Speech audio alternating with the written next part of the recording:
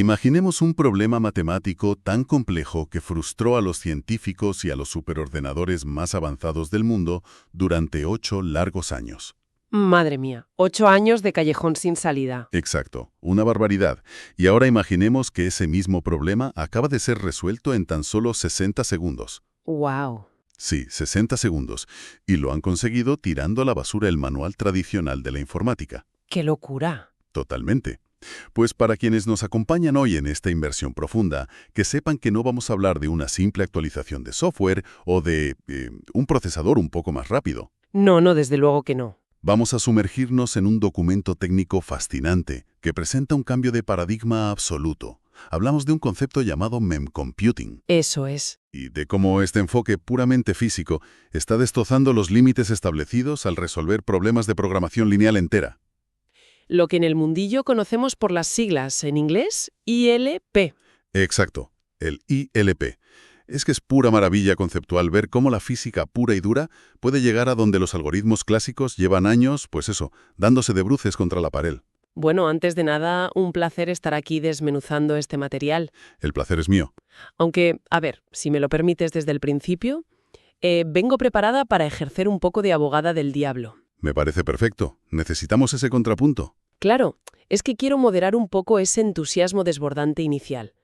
Mi objetivo en este análisis detallado es cuestionar rigurosamente si estamos ante un acto de magia técnica indudable o si hay matices. O sea, buscarle las cosquillas al estudio. Exacto. Ver si hay configuraciones específicas en las pruebas o sacrificios matemáticos que debemos observar con lupa. Porque, a ver, la física es una herramienta formidable, sin duda. Totalmente. Pero en el mundo de la optimización rigurosa y las matemáticas puras no suele haber atajos gratuitos. Ya.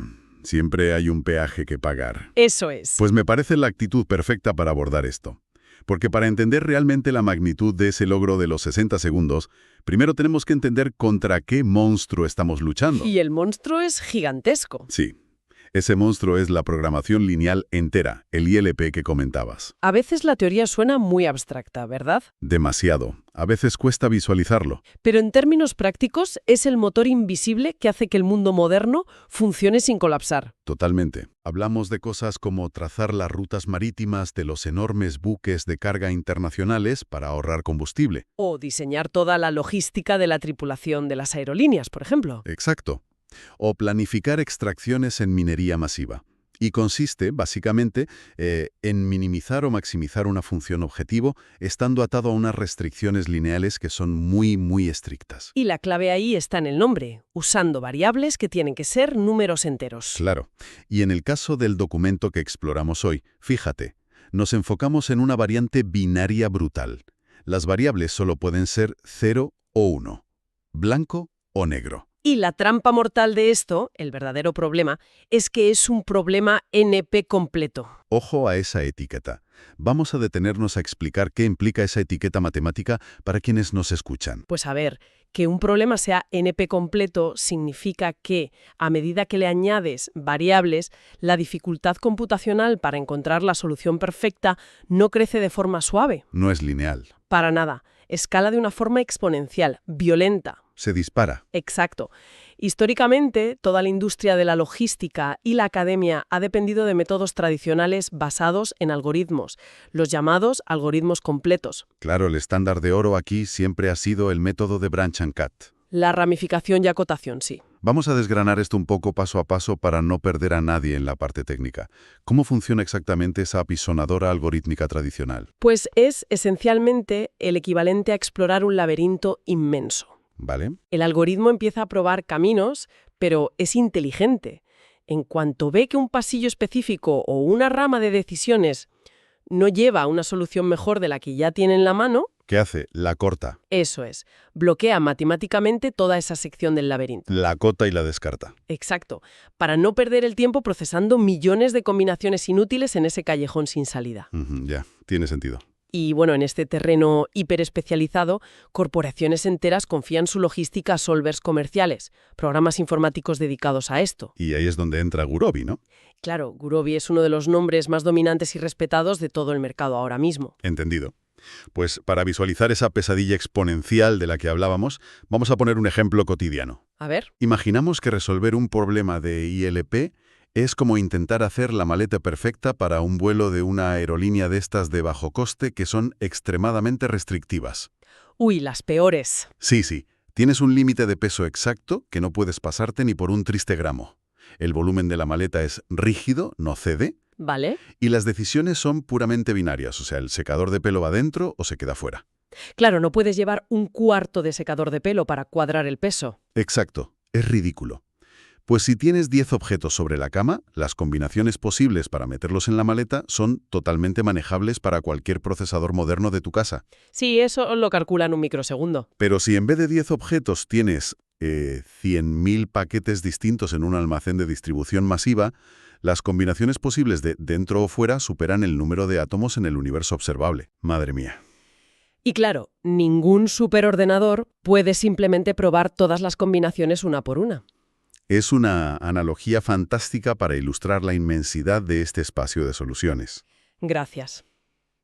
Sin embargo, precisamente aquí es donde debo intervenir como analista crítica para proteger la reputación de la informática clásica. Adelante, defiende a Gurobi. A ver, es que el documento del que partimos asume en entrada que los algoritmos tradicionales han tocado fondo, pero hay que ser justos. Vale, te escucho. Esos solvers algorítmicos, como Groby, no son simples calculadoras que prueban combinaciones a lo tonto. No, claro que no. Son absolutas obras maestras de la ingeniería de software. Están perfeccionadas durante décadas con matemáticas muy avanzadas y procesos de corte de planos que son increíblemente sutiles. Sí, son el estado del arte. Exacto. La barrera contra la que chocan, en este estudio, son problemas concretos sacados de la biblioteca MIBLib 2010. Y es fundamental aclarar qué es eso de la MIBLib. Pues mira, MIBLib 2010 es una colección curada por académicos que está diseñada específicamente, o sea, a propósito, para romper algoritmos.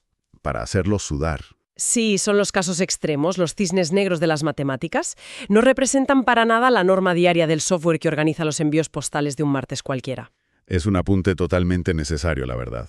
¿Han ido a buscar a los jefes finales de las matemáticas para hacer la demostración? Eso es innegable. Literalmente. Pero bueno, el hecho contundente es que, frente a esos problemas concretos, la fuerza bruta computacional y esas heurísticas maestras de las que hablas, pues se estrellan de frente contra un muro de ladrillo. Sí, ahí no hay nada que hacer. Unos de sus rompecabezas de la biblioteca llevan años en el limbo, catalogados como de viabilidad desconocida. Que nadie sabe si se pueden resolver, vaya. Exacto. Y aquí es donde la investigación da un giro de guión espectacular. A ver. La lógica de los autores de este documento es aplastante. Te dicen, a ver, si chocas contra un muro intentando calcular la salida, pues deja de calcular. Así de simple. Tira el ordenador tradicional por la ventana y deja que la física pura actúe. Entramos de lleno en el paradigma del mem computing. Y fíjate que este es un salto conceptual gigantesco que requiere que cambiemos completamente nuestra forma de pensar. Totalmente. Ya no estamos hablando de optimizar líneas de código en C++ o en Python. No. Estamos hablando de cambiar las reglas fundamentales del juego físico. Ese es el punto clave de todo este análisis. El concepto, tal como lo desglosan, se define como computación con y en memoria. Que no es un enfoque algorítmico, ojo. Para nada. El texto subraya de manera explícita que no utiliza búsqueda estocástica, no hace conjeturas matemáticas educadas para ver si acierta. ¿Ni usa el clásico ensayo y error? Exacto. Lo que hacen es mapear las complejas ecuaciones matemáticas de nuestro problema directamente en el hardware. O sea, incrustan las restricciones de esa maleta imaginaria de la aerolínea directamente en un circuito electrónico físico. Eso es. Y para ello utilizan puertas algebraicas autoorganizadas. Las famosas SOAGs por sus siglas. Que forman en conjunto un circuito algebraico autoorganizado.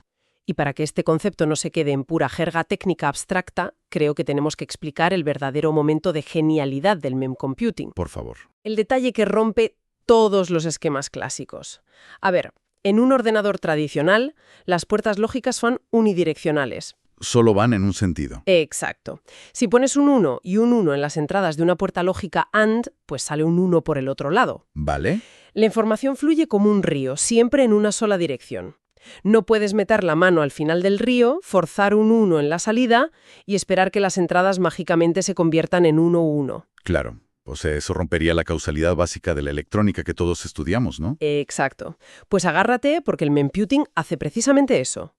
Construye puertas lógicas que son invertibles. ¡Wow! Sí, puedes fijar el resultado que deseas en la salida, es decir, puedes decirle al circuito, oye, esta ecuación tiene que ser cierta. Y ya está. Y la propia física del circuito empuja a la corriente hacia atrás, alterando las entradas hasta que la configuración completa de voltajes hace que esa salida sea físicamente posible. O sea, te juro que me explota la cabeza pensar en eso funcionando físicamente en un circuito de verdad. Es flipante. Y bueno, para gobernar todo ese tráfico en ambas direcciones sin que el circuito se queme o, yo qué sé, entre en bucles infinitos, introducen lo que llaman módulos de corrección dinámica. ¿Y qué hacen esos módulos exactamente? Pues actúan como supervisores de energía. Están todo el rato midiendo los voltajes. Vale. Si la ecuación matemática no cuadra en alguna parte del circuito, inyectan corriente de manera dinámica para desestabilizar ese error. O sea, como que agitan el sistema. Para forzar al sistema a seguir autoorganizándose. Empujan físicamente a los electrones hacia un estado de equilibrio global, donde absolutamente todas las restricciones lógicas se cumplen a la vez. Es decir, la electrónica hace el trabajo pesado por sí sola, sin que tengas a un procesador central sumando ceros y unos, como loco. Exactamente. Mira, la mejor forma en la que logro visualizar esto es imaginando que viertes un cubo de agua en un terreno montañoso y accidentado. Vale, me gusta la imagen. A ver, el agua no saca una calculadora portátil, no ejecuta un algoritmo de ramificación y acotación para deducir las coordenadas exactas del punto más bajo de todo el valle. No, el agua no piensa. Simplemente fluye. Está impulsada por la gravedad, choca contra las rocas, busca naturalmente los caminos de menor resistencia y al final de todo el proceso, pues, se relaja y se asienta en el fondo del valle. Eso es. El memcomputing hace exactamente eso, pero usando electricidad fluyendo a través de restricciones lógicas en lugar de gravedad y rocas. Es una imagen muy evocadora, pero... Espera. Pensando precisamente en esa analogía del agua bajando por la montaña, me surge una duda enorme. Dime. A ver, si el circuito fluye como el agua y simplemente busca un punto de descanso, ¿qué pasa si el agua cae en un cráter que resulta que está a mitad de la ladera de la montaña? Ay, amigo. Se quedará estancada ahí, súper relajada, creyendo que ha resuelto el problema, ¿no? Exacto. ¿Cómo sabe el agua, o en este caso la corriente eléctrica, que no hay un valle muchísimo más profundo justo al otro lado de la siguiente cresta montañosa? Claro. No se queda el sistema atascado en soluciones que son, bueno, mediocres. Fíjate que acabas de deducir por tu cuenta el mayor talón de Aquiles de todo este paradigma. Has dado en el clavo, totalmente. ¿De verdad? Sí. A diferencia de un software matemático riguroso como Gurobi, que sigue un proceso deductivo exhaustivo para garantizar sus resultados, este circuito físico carece de algo fundamental. ¿De qué? Pues debido a su propia naturaleza de relajación continua en busca de equilibrio, no puede proporcionar pruebas de optimalidad. O sea que te encuentra una maleta que cierra perfectamente con el límite de peso, pero no sabes si es la maleta óptima con los mejores objetos dentro. Exactamente eso. El sistema te dice, oye, he encontrado una configuración de voltajes viable, tus ecuaciones se cumplen todas. Qué bien, ¿no? Sí, pero matemáticamente es ciego al panorama completo. No puede asegurarte al 100% que esa solución sea el punto más bajo de toda la cordillera montañosa. Ya, no te da garantías absolutas. No puede demostrar de forma innegable que sea la mejor opción absoluta. Y ojo, lo que es muchísimo más crítico en la industria. ¿Qué es? No puede detectar si un problema es fundamentalmente irresoluble. Ah, claro. Si le pides meter un elefante entero en la maleta de mano, un algoritmo clásico acabará demostrándote matemáticamente que es físicamente imposible. Te dará un error y te dirá que no se puede. Exacto. Pero el circuito de memcomputing simplemente se pasará la vida fluctuando, buscando un equilibrio de voltajes que no existe en la realidad. Madre mía, claro. Y aquí reside el debate real de todo esto. O sea, ¿estamos dispuestos a sacrificar la certeza matemática absoluta a cambio de una velocidad vertiginosa para encontrar respuestas que simplemente sean suficientemente buenas? Es que ese es un dilema brutal entre velocidad asombrosa y certeza absoluta. Pues sí, pero, claro, a ver, toda esta teoría de las puertas invertibles y el agua suena un poco a ciencia ficción sobre el papel. Sobre el papel todo es muy bonito, sí. Ganar el debate filosófico no sirve de nada si luego no ganas en la práctica, en la cancha. Así que quiero ver a este sistema sudar en la vida real. Vamos a ello. Pongámoslo frente al campeón de los pesos pesados, el enfrentamiento directo. MEMCPU, que es el solver basado en este nuevo paradigma físico, contra Gurobi versión 8.0. Y fíjate que las condiciones en las que se da este choque son dignas de un análisis forense minucioso, Totalmente. porque aquí los detalles importan, y mucho. Vamos a revisar la configuración de esa prueba, porque los números asombran por la pura disparidad de recursos. Sí, es muy bestia. A ver, MEMCPU se simuló virtualmente usando MATLAB. Y ojo al dato, que esto es importante. Cuéntanos. Corrió en un solo núcleo de un procesador Intel Xeon tradicional. Un núcleo solitario haciendo absolutamente todo el esfuerzo. Sí. Y por otro lado, su rival, el titán algorítmico Gurobi, corrió en la nube de Amazon Web Services, desplegando 16 núcleos concurrentes. Casi nada. Estamos hablando de que el enfoque tradicional tenía a su disposición 16 veces más potencia bruta de cálculo simultáneo. Y sin embargo, cuando los lanzaron contra la pared de los problemas más impenetrables de esa biblioteca, los resultados contaron una historia que desafía toda esa lógica de la fuerza bruta. Y aquí es donde llegamos al famoso hito de los 60 segundos que comentábamos al principio. El famoso problema F2000. Exacto. Este rompecabezas formaba parte de las bestias negras de la competición MIPLIP 2010. Durante 8 largos años, los investigadores y académicos de todo el mundo ni siquiera sabían si este problema tenía solución alguna. Es que su estado de viabilidad era literalmente desconocido en los registros. Nadie en el planeta había logrado cerrar esa maleta teórica. Y entonces, MEMCPU entra en la arena y, operando en su solitario núcleo simulado, encontró la primera solución viable de la historia en exactamente un minuto. 80 años de tiempo computacional acumulado ahorrados en 60 segundos. Es alucinante. Y mirando la comparativa general del estudio, MEMCPU logró encontrar mejores objetivos finales en más del doble de los problemas en los que compitieron cara a cara. A ver, es un titular espectacular, no te lo niego en absoluto. Pero claro, mi función aquí es diseccionar rigurosamente el porqué de estos resultados tan llamativos. Entra con el bisturí. Hay que tener muchísimo cuidado al coronar a un nuevo rey sin leer antes la letra pequeña del contrato. Vale, ¿qué dice la letra pequeña? Pues mira, si analizamos cómo se configuró a Gurobi para este experimento concreto, vemos que se le aplicó un límite de tiempo de 3.380 segundos. Vale, hasta ahí todo correcto, ¿no? Sí.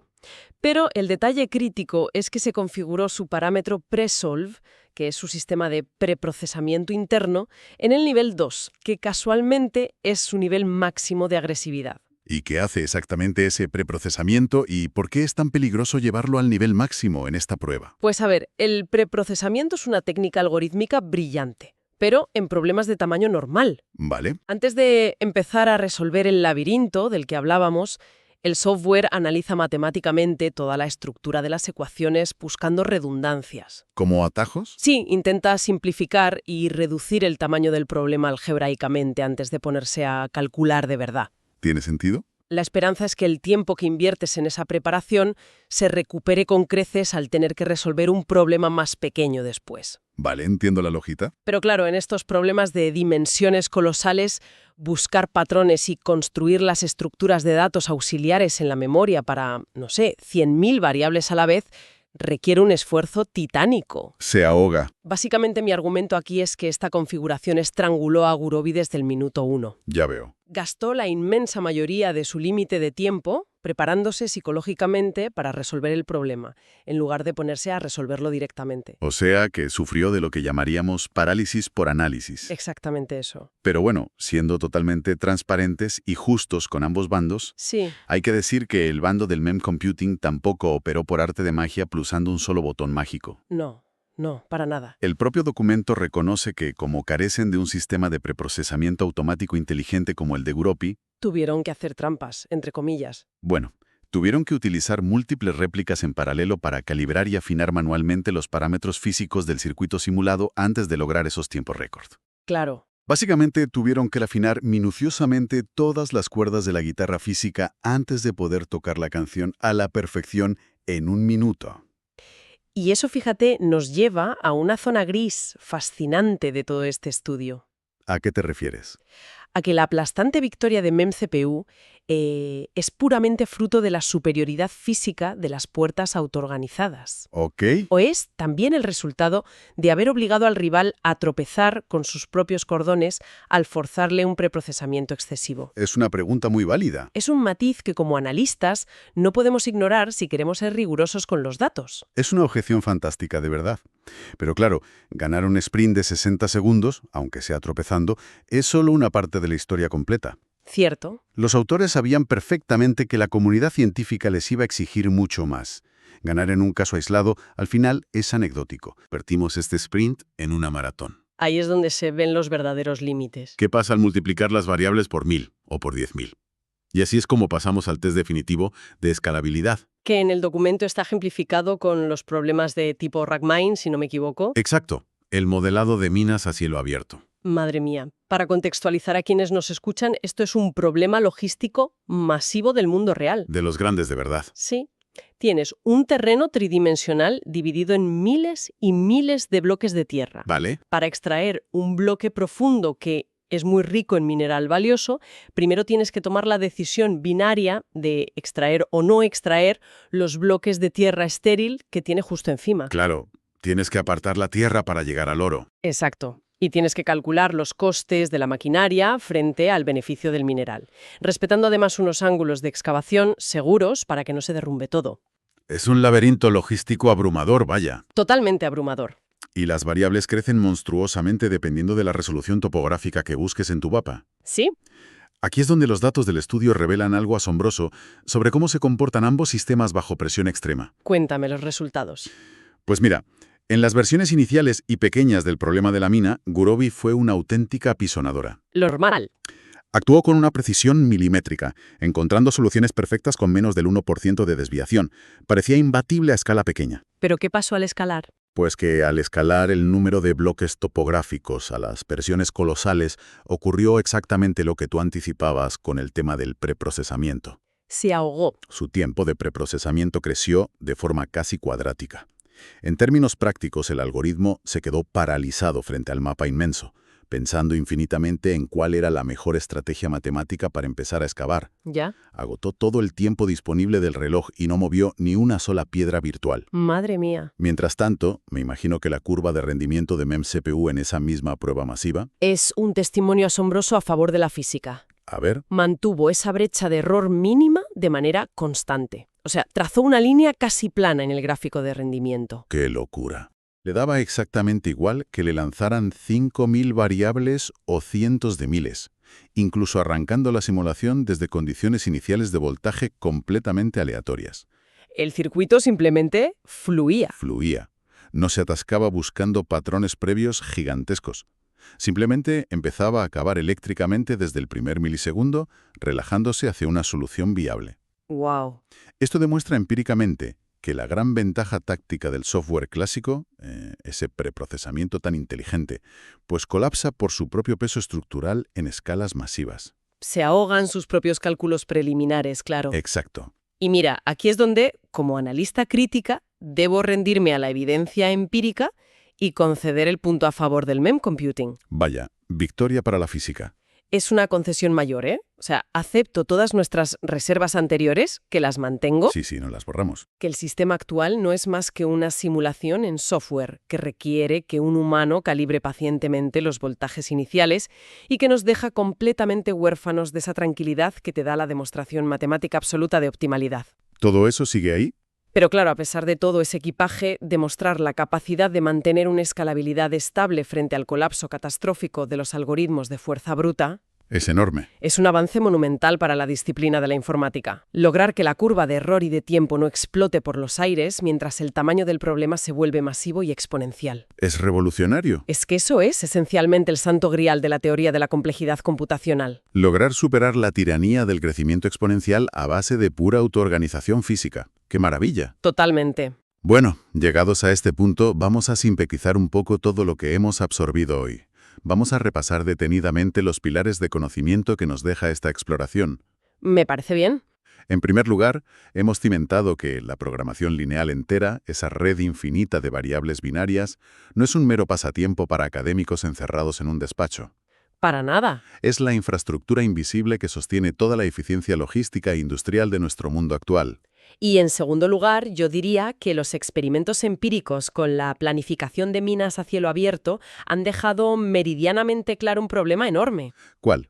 Que los métodos algorítmicos clásicos, y me da igual la cantidad de heurísticas o núcleos de procesamiento en la nube que les inyectes, se están acercando muy peligrosamente a un techo de cristal tecnológico insalvable. Sí. Cuando el volumen de variables se dispara a niveles industriales. Exacto. Pues en tercer lugar, y como respuesta a eso, el paradigma del membo-computing ofrece una vía de escape no algorítmica fascinante. Al mapear directamente las ecuaciones matemáticas en circuitos usando puertas lógicas invertibles. Y esos módulos de corrección dinámica de los que hablábamos. Claro, permiten que la solución emerja de forma orgánica por pura relajación física. O sea, el circuito resuelve el problema simplemente existiendo e interactuando con la corriente eléctrica que le pones. Es poético casi. Y por último, los resultados empíricos son incontestables, incluso operando bajo las tremendas limitaciones de una simulación en un núcleo solitario de MATLAB. Ya te digo. Han resuelto en un minuto incógnitas de 8 años de antigüedad como el caso F2000 y han demostrado una resiliencia frente a la escalabilidad masiva que deja muy atrás al software comercial más refinado del mundo. Es que es, en definitiva, una reescritura en tiempo real de lo que consideramos computacionalmente posible en pleno siglo XXI. Pues sí.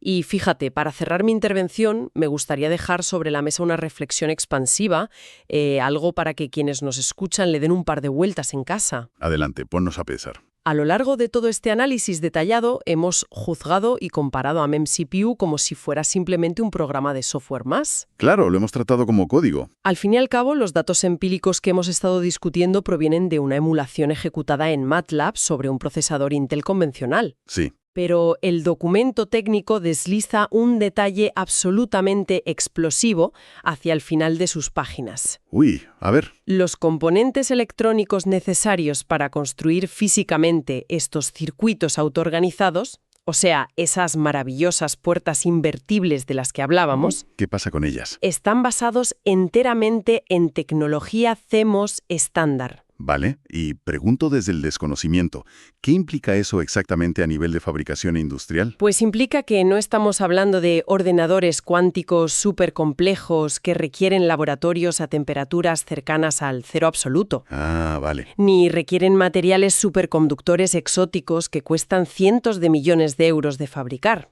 O sea que es accesible. Es la mismísima tecnología de silicio tradicional y barata con la que se fabrican los microchips de nuestros teléfonos móviles y electrodomésticos hoy en día. Madre mía. Así que la pregunta provocadora que queda flotando en el aire es la siguiente. Te escucho. Si una simple simulación virtual, que tiene el tremendo cuello de botella de tener que traducir laboriosamente las leyes de la física analógica a un código binario artificial para correr en un solo núcleo aburrido, Sí. si eso ya ha sido capaz de humillar en ciertos frentes a gigantes corporativos operando en la nube, en paralelo, Guau, ya veo por dónde vas. ¿qué va a pasar en esta industria de la logística y la inteligencia artificial el día en que estos circuitos dejen de ser simples líneas de código simuladas y se fabriquen en masa como hardware nativo? Físico y real. Físico y nativo en silicio puro. Estaríamos hablando de que esa autoorganización masiva ocurriría literalmente a una fracción de la velocidad de la luz. ¡Qué locura! Sin tiempos de cómputo, sin ciclos de reloj. Ocurriría en tiempo real absoluto. Es que es una frontera tecnológica vertiginosa, ¿eh? Muchísimo. Sin lugar a dudas, es un avance que nos obliga a cambiar las lentes con las que miramos el futuro inmediato del procesamiento de la información. Totalmente de acuerdo.